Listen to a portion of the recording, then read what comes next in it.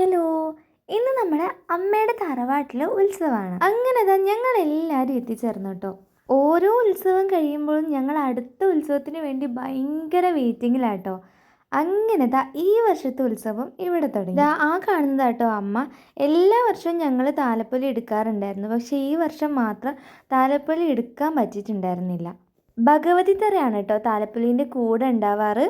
3 വട്ടം അമ്പലത്തിൻ്റെ ഉള്ളിൽ വലം വയ്ക്കൽ കഴിഞ്ഞിട്ട് ഇതേപോലെ ഓരോരുത്തരെ അനുഗ്രഹിച്ചിട്ട് താലം മേടിച്ച് വെക്കും കേട്ടോ. സാധാരണ ഞാനും ചേച്ചിയും കൂടി വ്രതമൊക്കെ എടുത്തിട്ട് ഈ ഒരു തിറയുടെ 2 സൈഡിൽ നിന്നിട്ട് പൂവിട്ട് സ്വീകരിക്കലാട്ടോ ഞങ്ങൾ ചെയ്യാറുണ്ടായിരുന്നത്.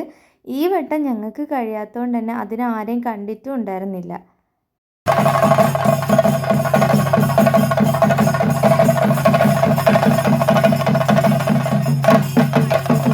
കുറച്ച് കഴിയുമ്പോഴത്തേക്കും ചോട്ടൂന് വിശക്കുന്നതെന്ന് പറഞ്ഞപ്പോൾ നമ്മൾ അവിടുന്ന് ചോറ് മേടിച്ച് കഴിച്ചിട്ടുണ്ടായിരുന്നു കേട്ടോ.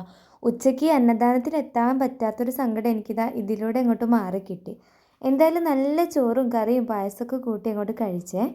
ഈ വർഷവും കിച്ചു വ്രതമൊക്കെ പിടിച്ച് അവരെ കൂടെ കയ്യാളായിട്ട് തന്നെ ഉണ്ടായിരുന്നു കേട്ടോ.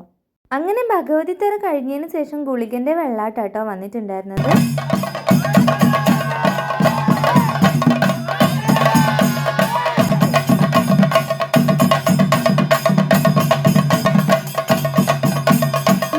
കഴിയുമ്പോഴേക്കും തന്നെ ഏകദേശം പുലർച്ചെ ഒരു 1:30 ഒക്കെ ആയിട്ടുണ്ടായിരുന്നു കേട്ടോ.